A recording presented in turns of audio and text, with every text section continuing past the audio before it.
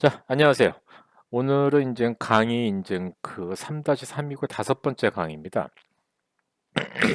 이 저번 시간에 배웠던 거를 인제 그 마켓 트렌드 쪽에 있어 가지고 우리가 그 트레이딩뷰닷컴 보는 거를 인제 해 드렸는데요.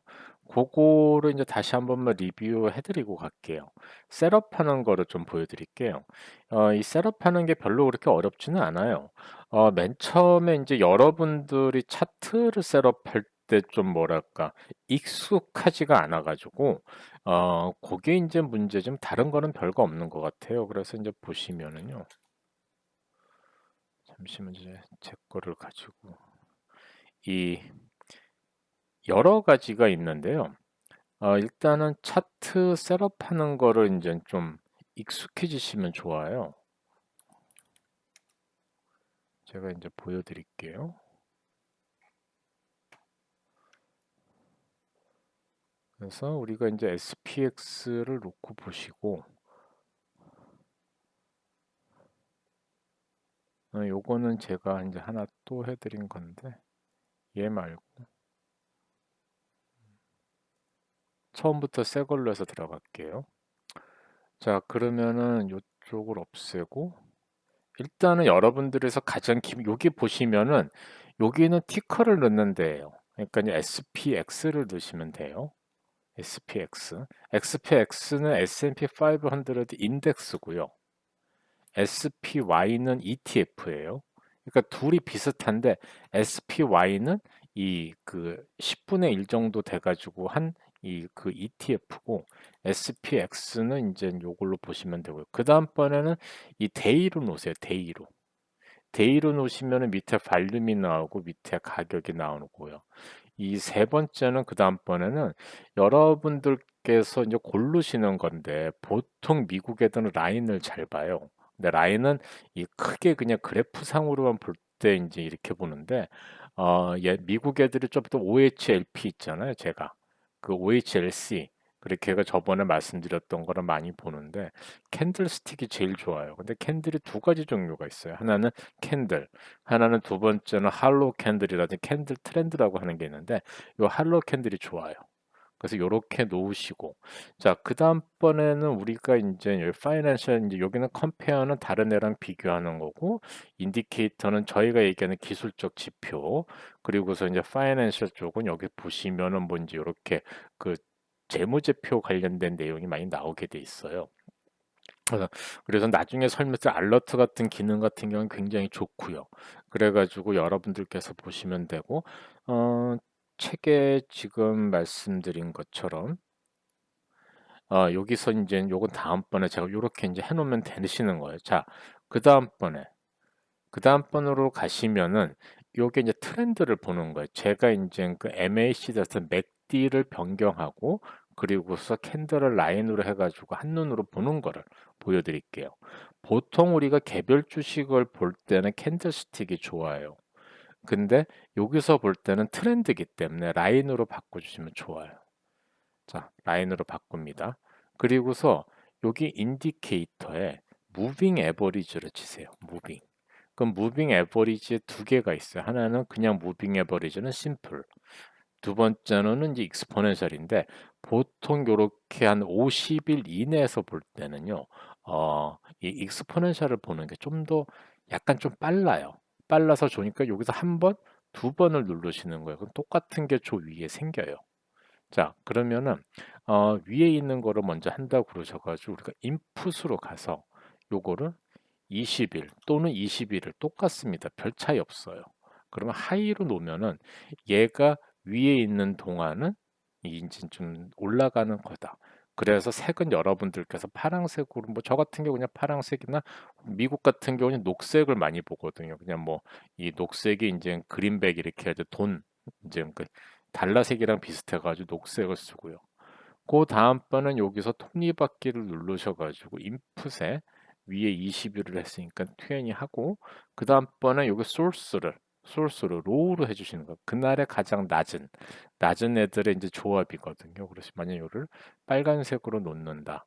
그렇게 해서 좀 진하게 두면은 요런 식으로 두게 됩니다. 자, 요게 이 트렌드거든요. 그러면은 이제 higher high, higher low보다도 좀 더 이제 여기서 요 위에 있으면은 아, 상승하는 장이구나. 그래서 저번에 이제 방송에서 이제 보시면 아시겠지만 제가 그때 higher high, higher low 쪽에서 이 진행을 하면서 그런 경우 이 보시면은 여기서 우리가 그때 직잭 쓰시라고 그랬죠. 직잭. 직잭을 쓰시면서 뭐 5하고 5일하고 5%거든요. 근데 그거는 좀 많이 나오니까 우리가 2%의 뎁스는 5 정도로 두시면 이렇게 줘요. 그러면은 여기에서 넘어갈 때부터 사실은 제가 이제 그 많은 분들한테 여기 바텀이 지나간다고 얘기를 할 때 요 지점이에요. 여기서 다시 이제 우리가 얘기했던 새로 해서 로우 하이 로우 로가 되고 로우 하이가 됐는데 다시 여기서 반등을 했던 건 여기는 끝난 거다 이거죠. 여기서 새로운 시작점이 되는 거예요. 근데 이 시작점이 요렇게 가도 요렇게 내려올 수도 있거든요, 이게. 근데 여기서 빨간색을 지나고 올라갈 때는 아, 이제 시장이 많이 풀린다. 그렇게 해서 올라갔었었고요. 그 다음번에는 요 라인을 완전히 올라가면은 여기가 이제 로어 하이가 될 뻔했다가 여기 하이어 로우의 시작점에서 갔기 때문에 이 경우에는 그냥 콜을 해도 됩니다. 그래서 여기서 많은 분들한테 이제 매수 시기를 말씀을 드렸었었고요. 이게 시장에서 보면은 단순하게 이제 우리가 볼 수 있는 거예요. 근데 이제 우리가 요거 말고 또 하나로 간다 이렇게 했을 때는 이제 행동 우리가 맥디를 들어갈 겁니다. MACD. 자, 맥디를 가서 보시면은요. 보통은 12269가 나와요. 12269. 이거에 대한 거는 제가 나중에 또 설명을 해드릴게요. 요건 나중에 기초반에서 트렌드는 요거는 제가 커버를 해드릴 거예요. 자, 그러면은 지금 셋업은 20659예요. 20659를 왜 쓰냐 하면은 뭐 다른 이유는 없어요. 제가 이거를 써 보니까 얘가 가장 정확하더라. 이건 굉장히 테스트를 많이 했어요.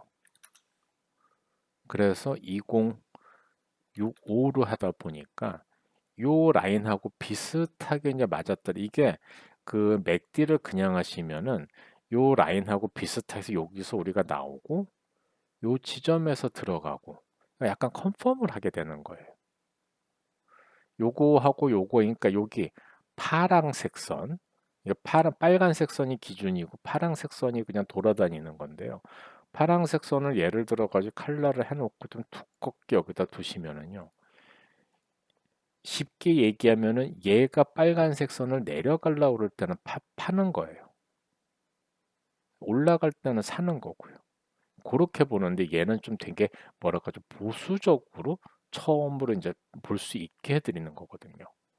그럼 여기서 이제 우리가 봤었을 때 예전부터 이렇게 보시면은 이 라인에서 여기서 여기서 이제 예전을 한번 봐볼게요. 예전에 2020년 여러 가지 사유가 있었지만은 여기서 여기 넘어갈 때 사야 되냐 팔아야 될지 좀 경계를 하고 있었어야 돼요. 그러다가 여기서 이게 확 내려갈 때 있죠. 이때는 팔아줘야 되는 뭐냐 하면 요 빨간색 선은 파란색 선이 빨간색 선 밑으로 있는 크기예요. 얼마나 이 차이가 점점 더 길어지냐.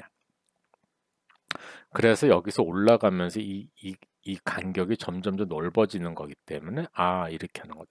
즉 뭐냐 하면은요. 그냥 올라가는 게 아니라 올라가더라도 이 차이에서 얼마만큼 있냐를 보게 되는 거예요. 요 차이를. 요 차이를. 아이고. 이 차이를 보게 되는 거기 때문에 그렇게 보시면 됩니다. 그래서 요런 식으로 우리가 셋업을 하셔가지고 여긴 책에 나와 있으니까 여러분들께서 보시면 되고요. 그 다음번에는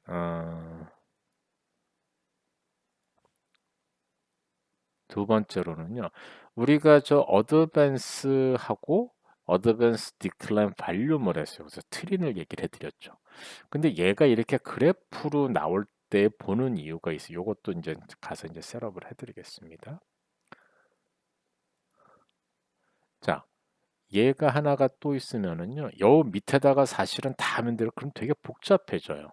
그래서 저는 이제 차트를 또 여러 개를 또 보여줘요. 그래서 이제 뭐 이게 사실은 S1이고 S2-1인데요. 이 경우에 이렇게 보면은 사실 이제 좀 보기가 안 좋아요, 되게. 여기서 보는 거는 나중에 말씀을 드리겠지만은 우리가 저번 시간에 그 디버전스 봤었죠. 디버전스 같은 게 뭐냐 하면은요. 얘는 이렇게 내려가는데 얘가 이렇게 올라가면은 여기서 좀 이제 좀 이게 이 신호가 좀 안 좋다. 요렇게 보는 케이스예요. 그래가지고 얘를 이제 어떻게 볼 거냐 하는 게 이제 시장에서 이제 보는 얘기고요.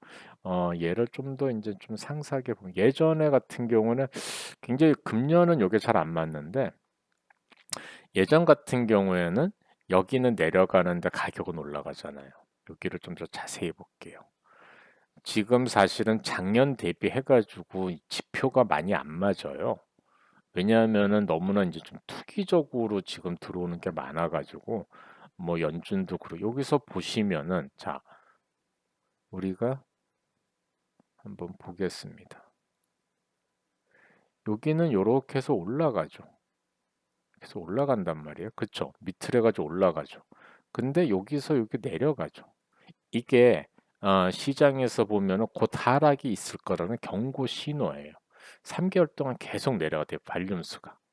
이 발륨이 하루하루에 보는 게 아니고 사실은 이렇게 오랫동안 보는 이제 이런 시작의 게임이 되는 거예요. 그래서 이런 디버전스가 있는가 하면은 대부분 보면은 이제 메이저 쪽에 아주 큰 게 있을 때는 그렇게 좀 나오거든요. 그래서 요거를 요 그래프를 보는 이유는 좀 크게 보는 거예요. 크게. 근데 요렇게 같이 올라가고 같이 있을 때는 괜찮다. 이렇게 보는 케이스거든요, 얘가. 그래서 여러분들께서 이제 요런 케이스를 볼 때는 그렇게 해서 같이 봐주시면 좋아요. 지금 같은 경우에는 제가 콜을 이제 저번에 이제 그 방송 들으시는 분들께서 뭐 포머가 일어났지만 제가 콜을 드렸던 뭐 이번에 지금은 매수를 어느 정도 해도 됐다. 이건 다 같이 좀 올라가는 케이스예요. 그러면은 지금 무너지지는 않아요. 저번 같은 경우에 요 때는 무너지려고 그랬죠. 보면은 여기서 이제 올라가다가 얘는 이제 주춤하고 있고 그럼 무너지려고 그럴지 아닐지를 모르는 거거든요. 그러니까 여기서 맨 처음에 볼 때는 여기서 이렇게 내려온다 하더라도 이게 그렇게 강하게 내려오는 케이스가 아니에요. 이게 이렇게 해가지고 실질적으로 보면 이렇게 거의 일자기 때문에요. 여기서 봤을 때는 내려오려고 그랬기 때문에 지금 어느 정도 사인은 있었던 것, 강한 것보다는. 올해가 좀 이런 게 많아요. 올해가. 그래가지고 근데 여러분들께서 앞으로 보실 때는 항상 보시면은요. 이게 같이 가면은 좋아요. 올라갈 때 올라가고 올라갈 때 같이 가고 뭐 평범할 때 평범하고 평범할 때 이렇게 하고 내려갈 때 내려가고 내려갈 때 내려가면 좋은데 얘가 내려갈 때 얘가 올라가면 이거는 위로 올라가는 신호예요. 근데 우리가 뭐 이거야 우리도 언제든지 뭐 가격이 올라간다고 그러면 좋잖아요. 근데 이 거래량 그러니까 거래량도 올라간 횟수하고 내려간 주식 수하고 보면 얘네는 올라가는데 거래량이 떨어지면은 얘는 떨어질 수 있는 확률이 높아요. 확률이 높아요. 예전 같은 경우에는 이거 예외가 없었어요. 근데 이번엔 예외가 좀 많아요. 그래가지고 제가 이제 말을 되게 조심스럽게 해요. 자, 여기가 이렇게 됐습니다. 자, 그 다음번에는요. 요거를 그런데 이렇게 볼 수도 있지만은 또 다르게 볼 수 있는 게 요렇게 볼 수가 있어요. 요것도 썼지만은 요거 같은 경우는 어드밴스 디클라인 하고 이제 얘가 왜 이렇게 났지? 이렇게 보시면 요거는 주식수에 1시간별로 하루에. 그 여기서 요건 어디서 썼냐 그러면은 여기서 넣으셔서 찾으시면 돼요. 그래가지고 차트를 여기서 6개를 제가 해서 한 건데 이게 우리나라 증권사 플랫폼 말고 미국이라든지 다른 쪽은 대부분 다 줍니다. 그러시면은 우리가 이제 여기서 이제 좀 더 이제 예를 들어 가지고 한 4시간 정도 해 가지고 뭐 4시간 너무 타이트하겠군요. 2시간 정도? 1시간 정도로 해 가지고 볼게요, 그냥. 보시면은 여기가 0이 있잖아, 0이. 0이 이렇게 있으면은 막 이렇게 막 내려갈 때 올라갈 때 기준으로 움직여요, 이게. 이게 500개 NIS였으니까 저희가 이게 한 3,000개 정도가 되거든요. 그 중에서 1,000개가 올라갔다라는 거는 순수하게 많은 거예요. 2,000개는 비등비등하고 1,000개가 올라갔다 이거거든요. 발륨도 뭐 그렇게 올라가고. 근데 지금 나스닥 같은 경우에는 오늘 약간 좀 이제 뭐 밀릴라 말락하다가 겨우 플러스로 끝났다 이거죠. 그런 경우 이제 다음 주가 궁금해지는 거예요. 왜냐하면은 이게 사실 나스닥이었었기 때문에 여기서 플러스가 돼서 왕 올라가면 좋아져요. 근데 그게 아니었기 때문에 지금 이제 요렇게 나오고요. 여기 같은 경우 미국 시장 전체이기 때문에 US 마켓으로 한다 하더라도 뭐 나쁘지는 지금 않은 상태예요. 용해서 이렇게. 그러니까 요거가 지금은 되게 여기가 시장이 이제 요렇게 보시면서 0을 기준으로 하셔가지고 여러분들이 이렇게 내려갈 때는 막 시장이 되게 불안한 거예요. 이렇게 내려가면서 이 거래량도 막 떨어지면은 그런데 그다음날 FOMC 미팅하면서 쭉쭉 오르고 이런 케이스가 나오게 돼 있거든요. 그러니까 요거는 여러분들께서 하나의 레퍼런스로 보시면서 가시면은 되게 좋은 거예요. 자, 그리고 다시 파워포인트로 와서 자, 요거는 굉장히 좀 여러분들이 좀 찾기가 어려우니까 얘는 제가 여러분들하고 같이 해드릴게요. 요게 그 찾기가 편한 듯하면서 편하지가 않아요. 근데 이제 보시려고 그러면은 얘가 어, 차트에서 음, 들어간 다음에 음, 얘는 다크 모드로 봐야지 잘 나오더라고요. 그래서 하려고 그러면은 다크 모드로 보는 방법은 이게 다크 컬러 띵 그렇게 해서 딱 보시면 이렇게 나와요. 이게 프린팅 때문에 제가 요거를 잘 안 썼는데 지금 저거랑 건 쟤는 베이스가 이렇게 됐더라고요. 자, 여기 있어가지고 서브를 쳐보세요. SUB. 그러면은 요쪽 가면 마켓 브레스 인디케이터라는 얘 하나예요. 두 개를 눌러주셔야 돼요. 두 개를. 그래서 끄시면은 얘는 데이터를 막 가지고 온다고 시간이 많이 걸려요. 시간이. 그러면은 얘 보면은 여기서 뭐 여러 개가 있는데 세팅을 딱 들어가셔서 보시면은 굉장히 이게 좀 많아요. 많기 때문에 뭘 해줘야 되냐면은요. 얘가 여기서 보여주는 거는 정말 많은 자료를 되게 많이 보여줘요. 많죠. 자, 여기서 옵션에 들어가서 뭘 하냐면은 우리가 50일 이상만 보려고 그래요.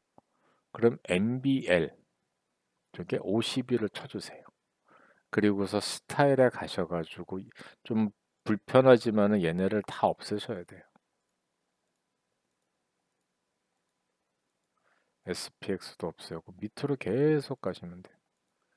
정말 여기는 정말 이 많은 정보를 다 보여주려고 그런 기 때문에 근데 우리가 보려고 그러는 정보랑은 약간 자, 여기는 20일이죠. 20일. S&P 500 20일 위. 저희가 보는 건 50일이거든요. 근데 여기를 없애는 거예요.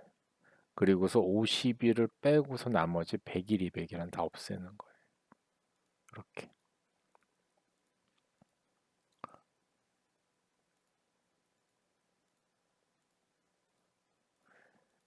차트를 하시다 보면은요. 약간 좀 손으로 많이 하셔야 되는 부분이 많아요. 그러니까 뭐 좀 귀찮다 하시더라도 여러분들한테는 볼 수 있으니까 레벨을 없으면 저 옆에 숫자가 없어져요, 여기에. 다시 레벨 하면은 오프니까 이렇게 보시면은 여러분들은 숙지해서 보시라고 한 것처럼 VTI는 미국 전체 시장의 ETF예요. 나스닥 100은 72.5, S&P 73.5, 다우존스 73.4, 러셀 2000도 73.8. 그러면은 이 시장은 지금 굉장한 상승세가 맞는 겁니다. 그렇기 때문에 우리가 이제 저번에 이제 그 여기서 어느 정도까지 올라갈 수 있을 거냐는 이 친구들의 무브먼트를 잘 봐주시면 되고요. 가장 보시면은 작년 11월에 우리가 그부터 또 이렇게 확 한번 올랐거든요. 요 시장에서 연말에. 연말에 요 올람 퍼센티지가 굉장히 세게 많이 올라갔어요. 작년 11월부터. 요때쯤부터 해가지고 끝날 때까지 해가지고 7, 8% 정도가 한 6% 정도가 올라갔는데, 음, 사실 이번에는 저는 더 올라갈 수 있다고 보는 이유 중에 하나가, 지금 좀 과열 상태거든요. 그거를 보실 때 우리는 아무튼 요렇게 해서 보시면 됩니다. 여기는 아까랑 똑같이 해가지고 여기는 안 하고 갈게요. 다시 하셔가지고 요 인풋 가셔가지고 요거 200A로 바꾸시면 돼요.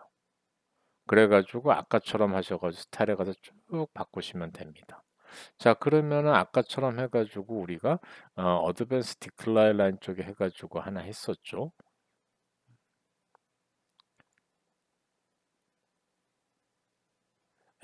요거 말고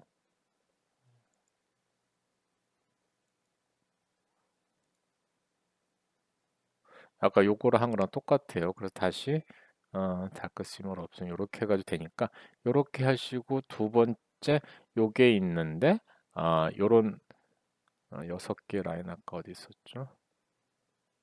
이었나? 요렇게 6개로 볼 수가 있고 보시려고 그러시면은 요거를 요 위에 티커 있는 쪽 얘는 티커 있는 쪽으로 놓으시면 되는 거예요. 그리고서 요렇게 그림으로 보실 때는 얘는 여기 있어가지고 여기서 찾으시는 거고요. 여기서 찾을 때는 A, D 하면은 어드밴스 디클 라인이 있고요. 어드밴스 디클라인 발륨이 있어요. 발륨 라인. 이렇게 해서 보시면 돼요. 요거를 가지고 오셔가지고 그래프로 나오게 돼 있고요. 자, 그러시면 여러분들께서 찾으셔야 하는 그 차트 셋업은 다 끝났으니까 트렌드를 여러분들이 보실 때는 이렇게 해서 보시면 됩니다. 자, 매크로 이코노믹을 들어갈게요. 매크로 이코노믹을 사실 이제 제가 여기 되게 고민을 많이 한 거는요. 책에도 사실은 3장하고 4장이지만은 사실 그 부분에 대해서 상세히 쓰려고 그러면은요. 한 3, 4천 페이지까지 쓸 수가 있어요. 굉장히 뭐랄까 복잡해요. 솔직히 말씀드리면. 그리고 어, 주식시장에서 생각하시는 분들이라든지 일반 분들은 어, 이 수익률이 올라가면은 채권 가격이 떨어져. 보통 시장에서는 금리가 떨어지면 주식이 오른대. 금리가 올라가면은 주식이 떨어지고, 그리고서 금리가 낮아지면 주식이 오른대. 막 이렇게 하시면서 아주 작은 식으로 여기다가 대입을 하시는데요. 이 실제로 보면은 금리라든지 이런 금리가 기준은 맞아요. 근데 어, 곡이 있어가지고 답이 어떤 거를 원하시냐면요. A가 B면 B가 C고 C가 D면은 A가 D가 된다. 라고 우리가 이제 귀납적으로 이제 보통 이제 이, 음, 이 라지컬한 하이포테시스를 만들 때는 이렇게 가는데 이게 금융시장에서는 머스트는 아니에요. 메이예요, 메이. 요거를 보셔야 돼요. 우리가 잘했어. 자, 대부분 어렵다고 생각하라 솔직히 어려워요. 어려워요. 왜 어렵냐? 안 어려우면은 여기 있을 경제학자분들이 계시겠습니까? 그리고서 연준의 미국에 있어서 경제학 나오고 엄청나게 제일 똑똑한 사람들이고 한국은행도요. 각 나라의 센트럴 뱅크 중앙은행은요. 가장 엘리트들이 가는 거예요. 가장 머리가 똑똑한 사람들. 정말 이 모든 게 다 숫자로 보는 사람들만이 갈 수가 있습니다. 정말 거기서 그런 정말 똑똑한 사람들 외에는 없어요, 거기는. 우리나라도 대한민국도 한국은행에 계신 분들이 제일 똑똑하다고 할 수가 있어요. 대부분 한국은행에 있다가 좋은 데 많이 가요. 그만큼 똑똑해요. 근데 그만큼 들어가기도 어렵고 그만큼 똑똑한 사람 아니면은 일을 못 하는 거고요. 자, 그럼 왜 어려울까요? 사실 복잡하기보다는 우리한테 익숙하지 않아서 그래요. 우리한테 있어가지고 여기 있어가지고 매크로에서 보는 거는요 다 우리 주변에 있는 거예요.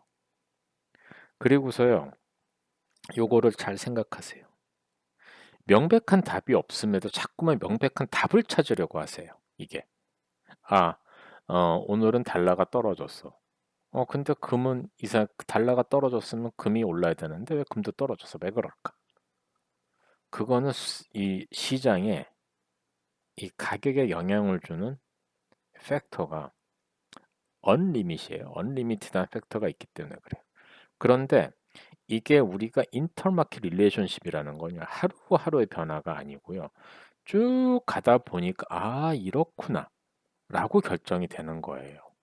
근데 이게 보통 노멀 케이스예요. 제너럴 케이스예요. 시장이 우리가 이제 이렇게 해 가지고 가고 있단 말이에요 굉장히. 그게 이제 노멀한 케이스로 가고 있어요. 이게 통상의 경우에는 그냥 쭉 가면 돼요. 이게 노멀한 케이스. 근데 앱노멀한 그러니까 비통상한 케이스가 생겨요. 그럴 때는 시장은 리세션이 옵니다. 근데 이 리세션이 올 때 있잖아요. 대부분의 사람들이 시장에서 "This time indeed different." 이렇게 얘기를 해요. "이번엔 틀려." 근데요. 금융시장 이거 하나 알아보세요. 알아두세요. 이거는 정말 여러분들 이 D마켓 금융시장에서는요. There is no exception. 그러니까 예외가 없어요. 다 그냥 무조건 뭐가 되든지 간에 이 예외가 없습니다. 단지 이 예외가 없지만 시기의 차이예요. 타임 디퍼런스예요. sooner냐 later냐. 근데 뭐 항상 오게 돼 있어요. 항상 오게. 그래서 인제 이 메커니즘을 제가 생각을 해 가지고 여러분들한테 소개를 시켜 드리는 거예요. 자. 우리 인제 메커니즘 계속 보시죠. 해 가지고 보는데 여기서 여러분들께 명백한 답보다는요. 상대성을 보셔야 돼요. 왜냐하면 이 많은 시장이 있어질 때는 제가 그랬죠. 비교적. 항상 릴레이티브 쓰잖아요. 여기도 또 상대성이에요. 자. 연준이 이 위에서 기름칠을 한다고 말씀드렸어요. 그냥 여기만 잘 돌아가면 돼요, 연준에서. 연준의 목표를 위해서. 연준의 목표는 뭐냐? 두 가지예요. 듀얼 맨데이트. 하나는 맥시멈 임플로이먼트. 두 번째는 스테이블 프라이스, 물가 안정. 이거는 어느 나라의 그 센트럴 뱅크에서도 요거를 목표로 삼고 있는 거예요. 일단은 최대 고용, 많은 사람이 인제 일을 해야 되고 물가가 안정이 돼야 되고 이렇게 가고 있어요. 이게 무엇이 여기다 프라이어리티를 둘 거냐 그때그때 정책마다 변해요. 정책마다 변해요. 어디는 인제 스테이블 프라이스를 프라이어리티를 줄 수가 있고 맥시멈 임플로이먼트 그 두 번째로 둘 수가 있는데요. 지금의 미국은 물가가 올라가도 지금의 미국 즉 11월 5일 2021년 11월 5일에 미국에서 11월 2일 날 3 일이었나요? 3일 날 발표한 FOMC에서는요. 이 물가 안정보다는 최대 고용을 더 순위에 뒀어요. 그게 작년에 인제 어떠한 인제 그 정책 AIT라고 그래 가지고 Average Inflation Targeting이 있어 가지고 어 중앙은행에선 처음으로 2%를 넘어가겠다라고 얘기를 한 거지만은 고거는 좀 더 복잡하니까 나중에 기회가 될 때 방송에서는 계속 얘기하니까 보시면 되고 기초 방송에서는 좀 어려울 수가 있어요. 하지만은 두 개는 알아두세요. 전 세계 중앙은행 그 어떤 중앙이라도 얘들의 인제 가장 중요한 목표는 최대 고용과 물가 안정이다. 그리고서 이를 위해서 이 시장의 안정을 하는데 거기 있어서 연준이 할 수 있는 거는 채권 시장이고 거기에 있어서 무기가 있는데 그걸 툴이라고 한다. 요거는 다음 시간에 제가 설명을 드리겠습니다. 이 툴을 위해서 뭘 위해서 우리가 툴을 써야 할 건지를 오늘 시간에 배울 거예요, 여러분들께서. 자. 요거는 인젠 그 제가 책에 그린 그림이고 여러분들이 오늘은 제 얘기를 듣고 궁금하다. 그러면 정말 단편적인 답이에요. 여기서 요로 가고 저기서 졸로 가는 책 160에서 166 페이지에 답처럼 요약, 서머리가 있어요. 서머리가. 서머리를 보셔도 좋습니다. 그러면은 다음 시간에 들어오실 때 좋아요. 이미 보신 분들은 다시 한번 보세요. 아마 여러분들께서 왜 제 그 책이 있으면서 들었냐면 요거를 읽으셔도 이해가 안 되거나 보면서도 뭔 소리인지 뭐 이렇게 하고 사실 그런 케이스가 많아요. 어려워요. 사실 어려운 게 사실이거든요. 그래서 저도 어 예전에 진짜 그 매크로 다 배우고 이랬지만 주식시장 와서 매크로 옛날에 배웠던 책 다시 펼쳐보고서 지금 또 이번에도 또 여러분들한테 할 때 혹시 또 틀린 거 없나 해서 책을 보는데요. 보통 그 책 페이지가 한 1000에서 1500 페이지 돼요. 그런 책을 계속 봐야 돼요. 계속. 근데 그런 책뿐만 아니라 거기에서 좀 더 뎁스가 깊고 하는 보면은 한 또 책 한 대여섯 권 읽다 보면 한 3-4천 페이지는 그냥 또 봐야 돼요. 그러기 때문에 이 시장이 만만한 시장은 아니다 이거예요. 그래서 공부한 만큼 돈을 벌 수 있다라는 게 이 얘기입니다. 어려워요. 하지만은 그렇게 도전 못할 거든 이거 그리고서 여러분들께서 3-4천 페이지까지 안 읽으셔도 돼요. 그러니까 이번 시간 잘 들으시고 다음 시간 잘 들으시고 나머지는 여러분들께서 책에도 제 책에도 있고 여기저기서 받으세요. 일단은 기초를 닦으셔야 돼요. 자, 기초 하기 전에 이 시장 규모가 얼마나 큰지를 보셔야 돼요. 우리가 주식 시장 거의 이러잖아요. 사실 주식 시장 이 보시면은요. 우리가 이제 인터마켓이라고 그럴 때 하나하나를 에셋이라고 그래요. 각 에셋이에요. 포렉스 외환 시장도 에셋이고요. 선물 시장도 커머디티가 있기 때문에 그래요. 그리고서 에퀴리 마켓은 전 세계 금융 시장이고요. 자, 5.3 트릴리언이라는 5경일 거예요. 5경. 즉 이게 5,300조인가 그럴 거예요. 하루에 거래되는 외환 시장이 5.3 트릴리언이에요. 자, 이게 얼마만큼 큰지는 보면은 요 사이에 요거의 10분의 1이 미국 국채예요. 하루에 거래하는 게. 547 빌리언 정도가 돼요. 뭐 하면은 얘의 1분의 10이겠죠. 사실 그래프가 제대로 하면 이게 이만하게 돼야 되는 거예요. 여러분들 보기 좋게 그래서 여기다 막 이렇게 해가지고 이렇게 하는 거지. 보기 좋게 하시라고 한 거지만은요. 이 사이즈하고 이 사이즈는 다릅니다. 10배예요. 예. 10배. 자, 그럼 여기에 우리 미국 국채 트레저리 본드 우리가 US 트레저리라 UST 트레저리라 해가지고 UST라고 쓰거든요. 이거의 하루 거래량이에요. 옥션 해가지고 발행하는 게 아니라 기발행돼 이미 이슈가 된 채권을 트레이딩하는 거래량이 547조가 넘어가는 거예요.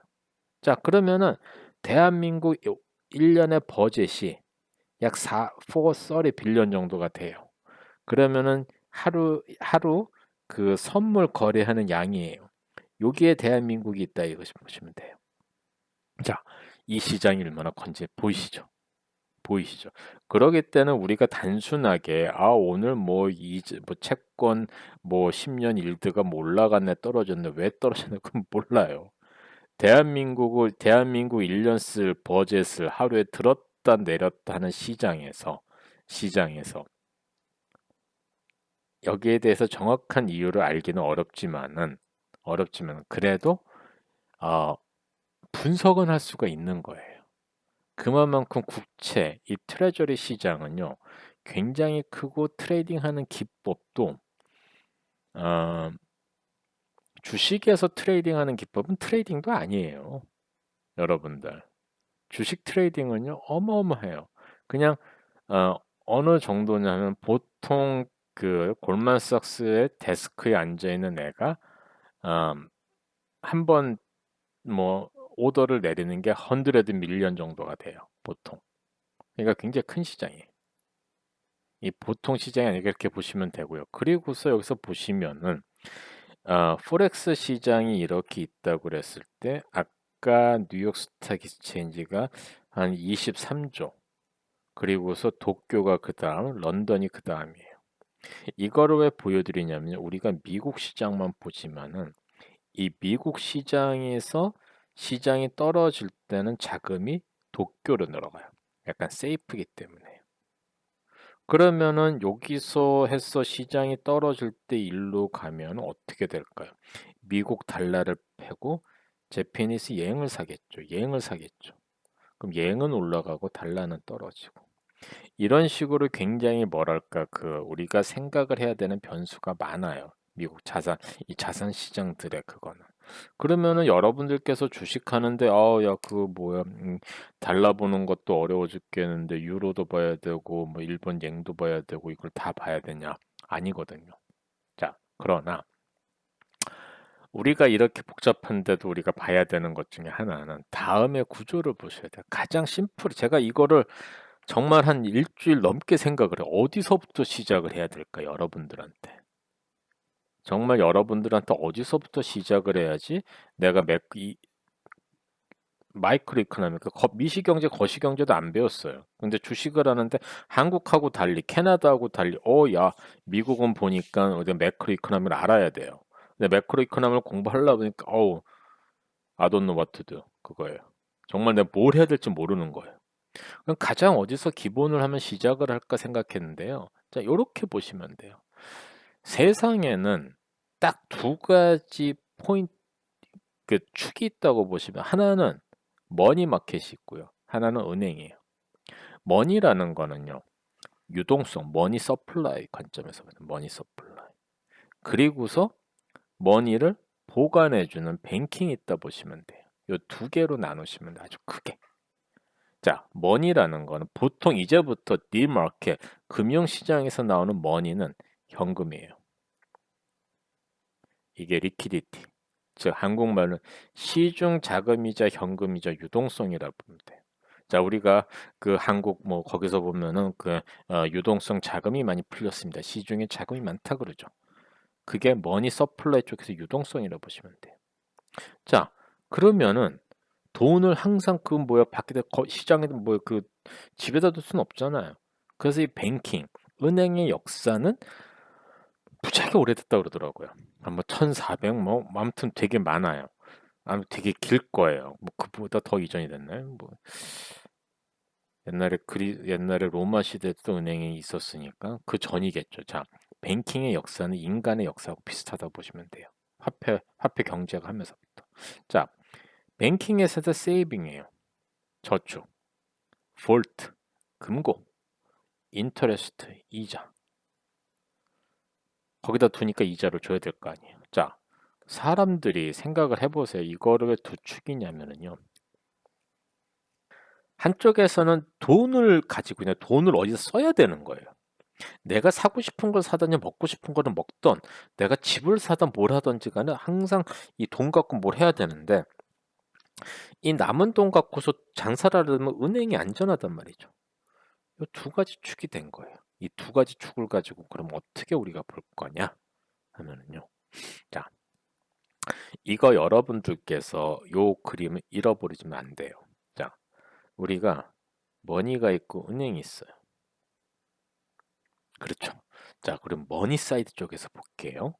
우리가 보통 보면 여러분들 M1, M2라는 거 얘기 들어봤어요. 이거는 시중에서 유동성이 얼마만큼 있냐를 확인하는 이 중앙은행에서 보는 지표예요. 별거 아니에요. 다음 장에 나와요.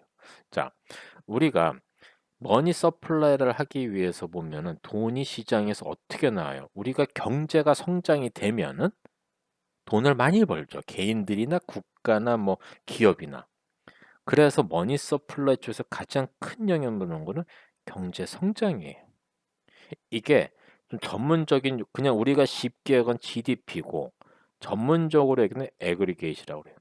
에그리게이트 아웃풋 인풋. 이건 GDP. GDP. 자, 경제 성장이 잘 되냐 안 되냐? 사람의 고용이 있죠. 고용. 얼마만큼 사람들이 일자리를 많이 찾았어. 그래서 실업률을 보게 되는 거예요. 실업률. 실업률. 그러면은 요거를 봐가지고 실업률이 낮고 경제 성장이 높으면은 돈이 많이 풀려서 어이구 이게 많아지겠네. 머니 서플라이가. 그렇죠. 그럼 경제 성장이 된다라는 건 뭐가 있어요? 경기 사이클하고 묶여 있는 거예요. 경기 사이클은 우리가 쓴 픽도 있고 밸리도 있고 이렇게 내려간다 이거예요. 책에 보면은 이런 사실은 이 가장 조건은 경기가 올라가는 이 와중에 이렇게 사이클이 생기는 거예요. 이렇게 이게 맞는 그림이에요. 그렇게 해 가지고 인제 위에가 올라갈 때는 픽이고 밑에 어떤 리세션이 돼 가지고 바텀을 찍고 올라가는 거고요. 근데 여러분들 보세요. 경제가 성장을 하면 돈이 다 벌기 때문에 내가 더 벌고 싶어서 그러니까 원재료에 대해서 그 수요가 많아지겠죠.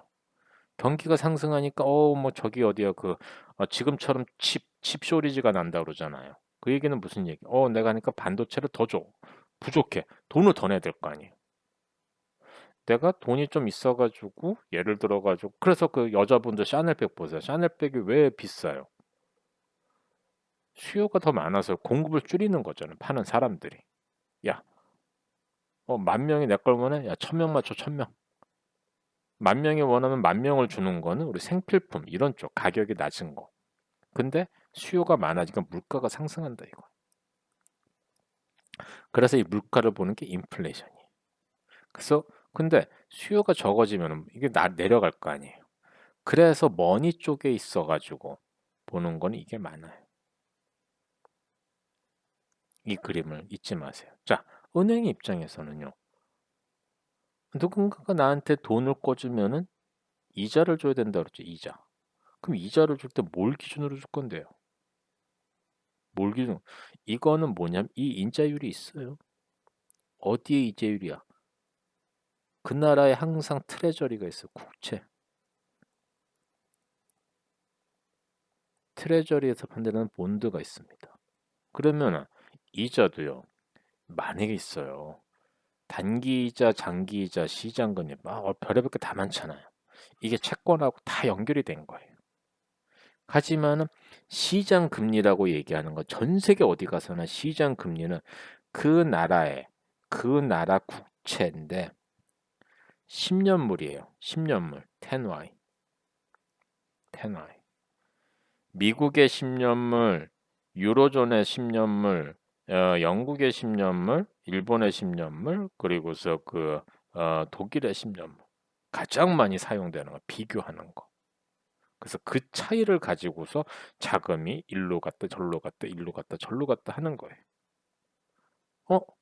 글로벌하게 자금이 일로 갔다 절로 갔다 절로 갔다 일로 갔다는 뭐에 영향이 있을까요? 환율에 영향이 있잖아요. 그래서 이렇게 그래서 이 이자율이 환율을 좌우할 수 있는 게 됩니다.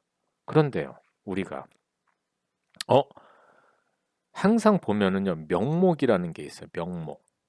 영어로는 노미널이에요. 숫자로. 그리고서 실질이 있어요. 실질. 이거는 뭐냐면 리얼이라고 그래요. 자, 생각을 해보시죠. 저 어릴 때는 그 주식 시장에 투자를 할 필요가 없었어요. 왜냐하면 은행에다 두면은 은행에서 적게 줄 때는 12%, 많이 줄 때는 18%로 줬었어요. 예금 이자를 1년. 그냥 은행에다가 탁 두면은요.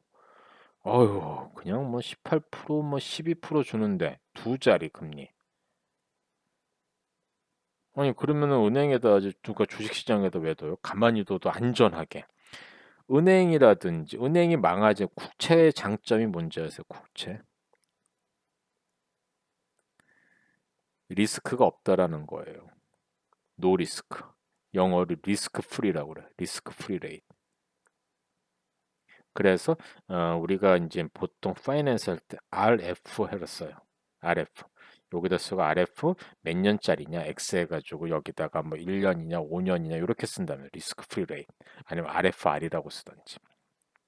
자, 어, 은행에서 18%를 줬어 명목이자로.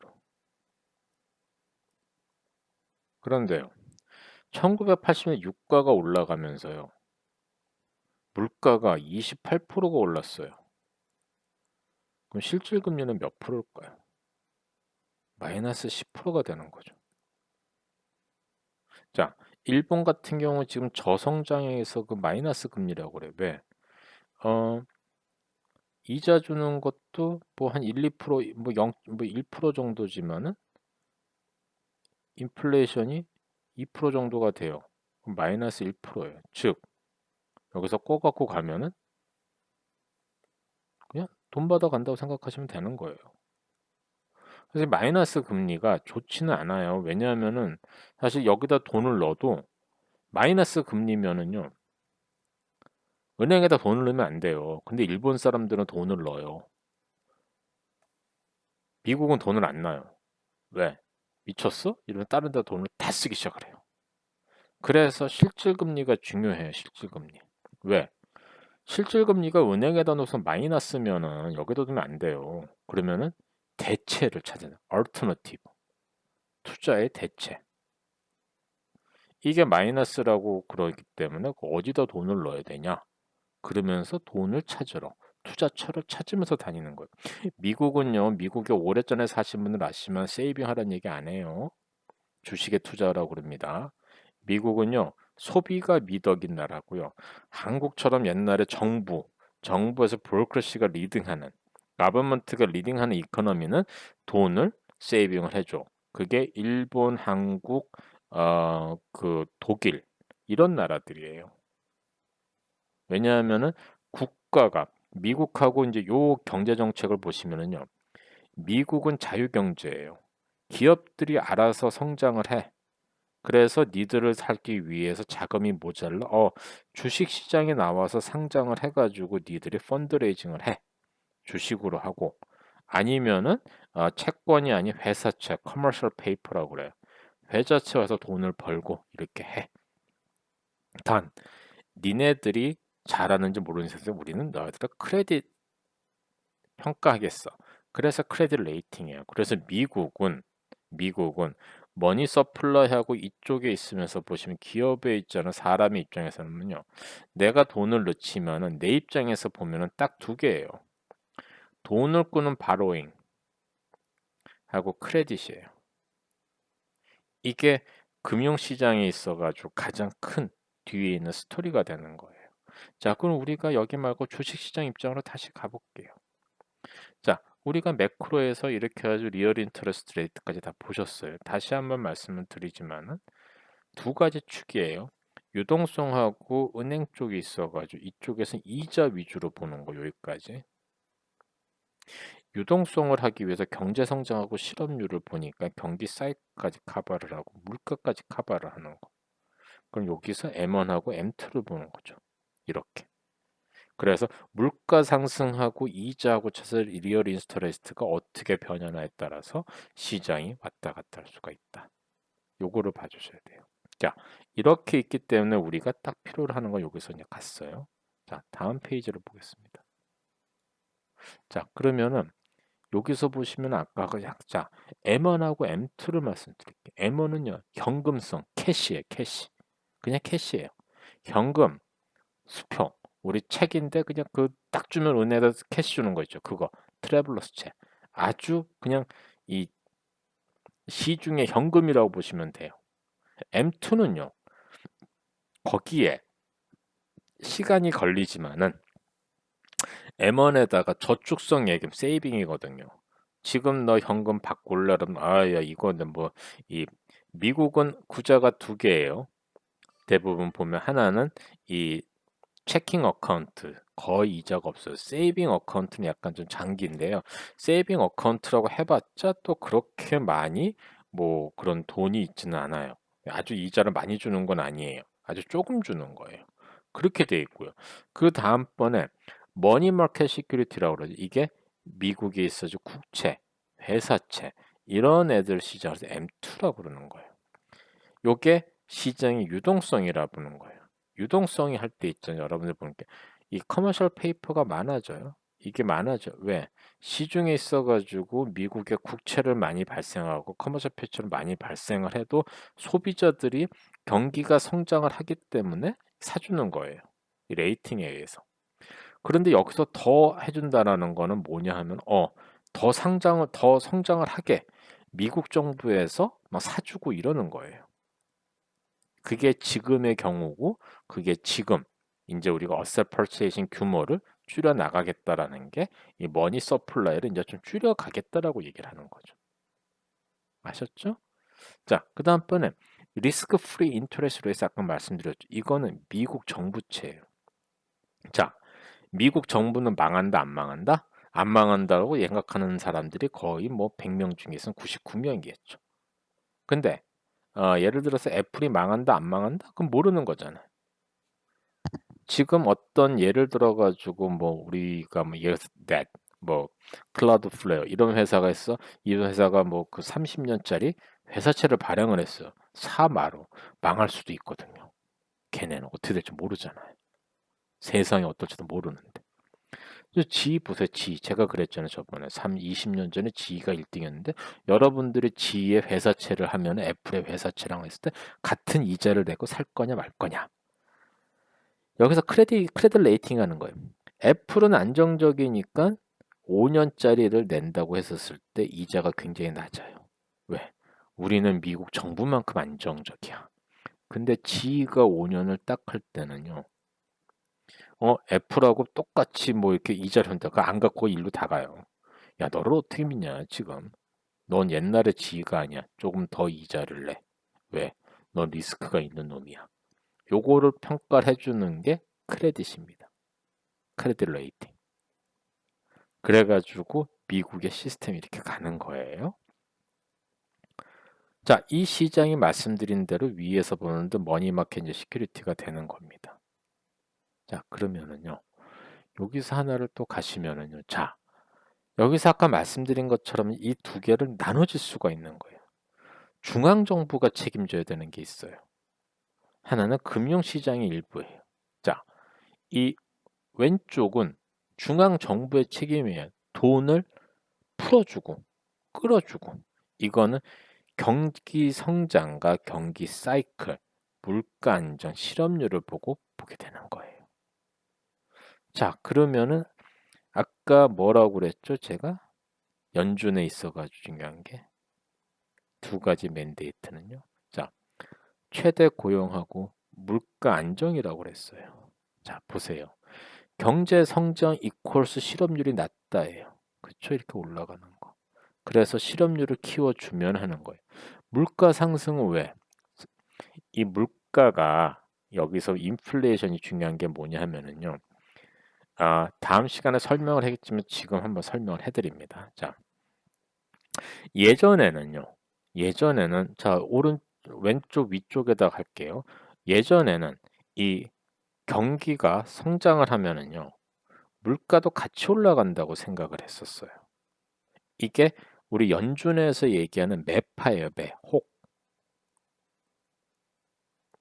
미국 같은 경우에는요, 굉장히 이거에 대해서 이 경제 이론이 맞다라고 생각을 해가지고 굉장히 왔었어요. 즉, 경제가 성장하니까 임금도 높이 줘야 되고, 임금이 높아지니까, 이 수요가 많을 거고, 수요가 많아지면은 이 물건 값에 있어서 물건을 공급하는 것도 더 많아지니까, 이게 가격이 올라갈 거고, 그러면 기업이 또 돈을 가지고 가서, 그래서 이제 이 공장을 더 만들어가지고, 이제 또 생산을 할 거고, 그랬는데 이러다 보니까 사이클이 이렇게 되는 거예요.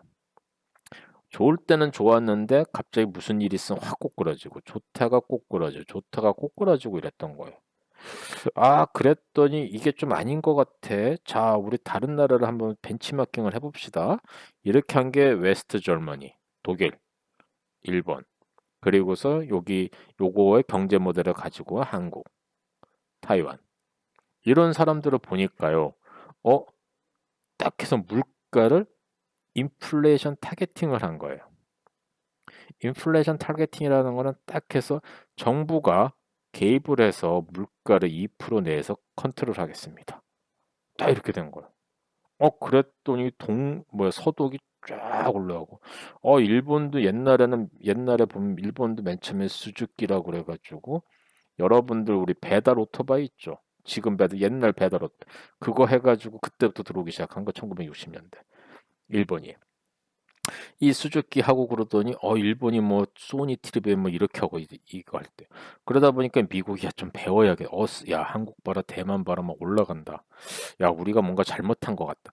그렇게 해가지고 이 물가 상승의 인플레이션 타겟을 2%라고 한 게 버냉키 연준 의장이 할 때부터 했었어요. 그게 이제 리먼 브라더스 사태가 나와가지고 그 다음부터 2008년부터 미국이 처음으로 우리도 물가를 잡겠다. 2%로.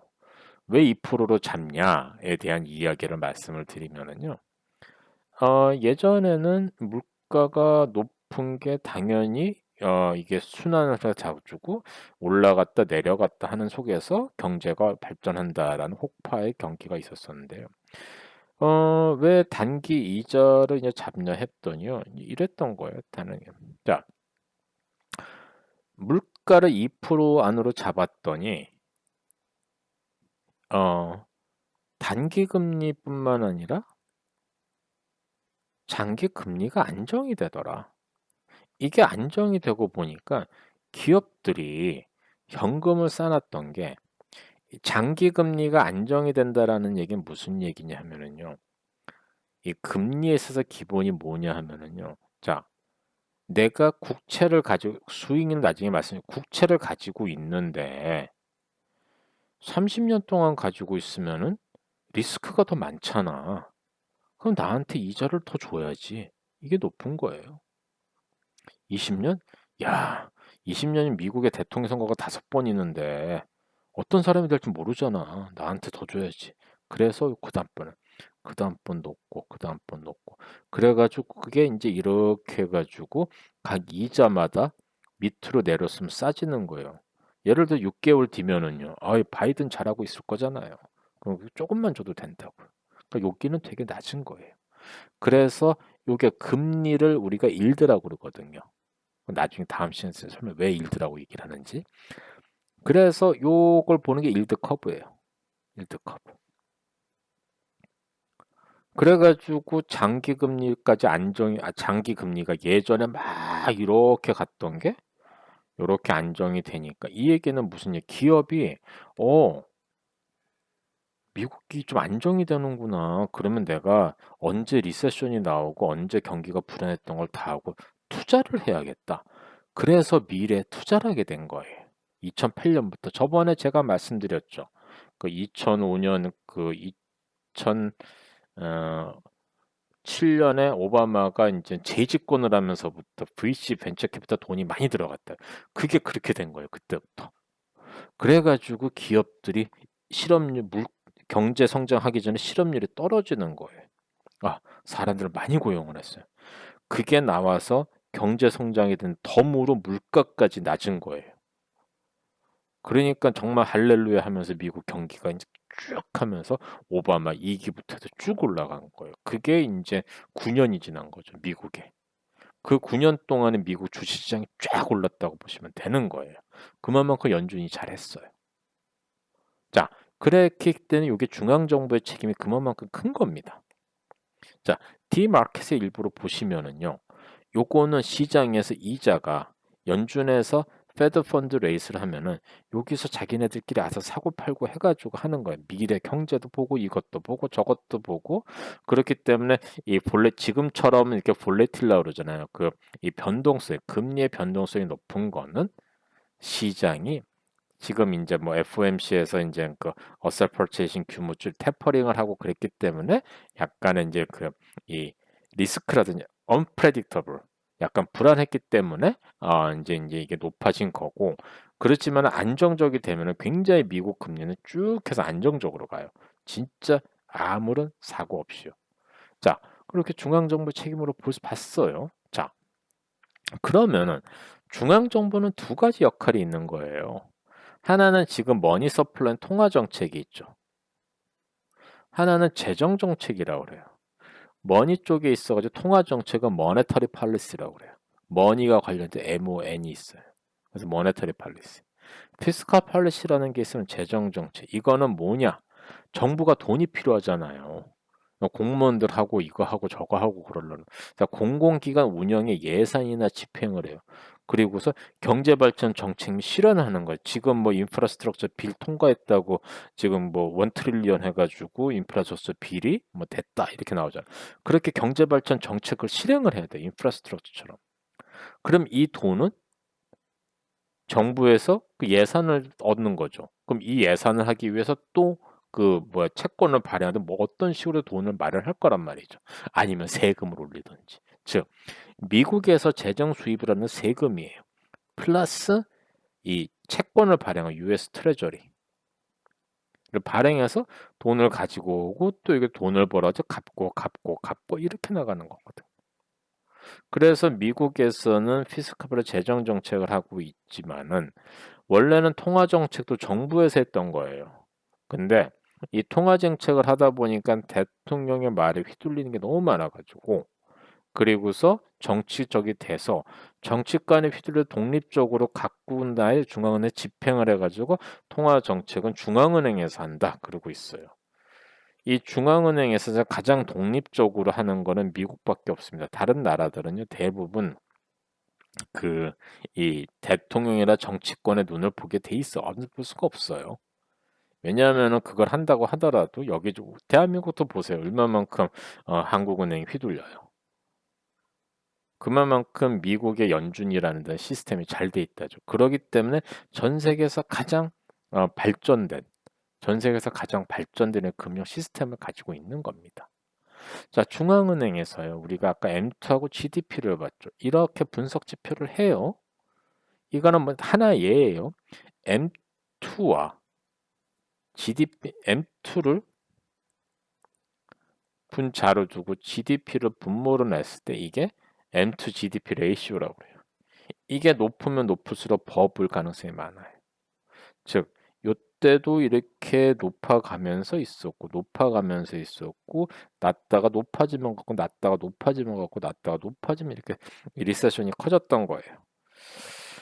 근데 지금은 상황이 하도 이상하고 진짜 그래가지고 지금은 연준에서 M2 자료를 발표를 안 하고 있습니다. 다른 데서는 발표를 해주는데요.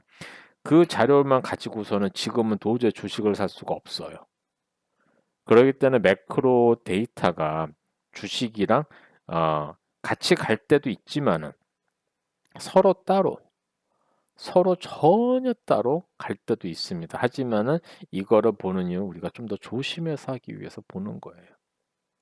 자, 모네터리 팔리시를 볼 때 있잖아요. 여기서 이제 우리가 이제 인터마켓 쪽으로 이제 눈을 돌리게 될 건데요. 여기서 이제 우리가 봐줘야 될 게 있습니다. 자, 모네터리 팔리시를 하기 위해서 연준이 할 수 있는 거는 딱 하나밖에 없어요. 페드 펀드 레이시.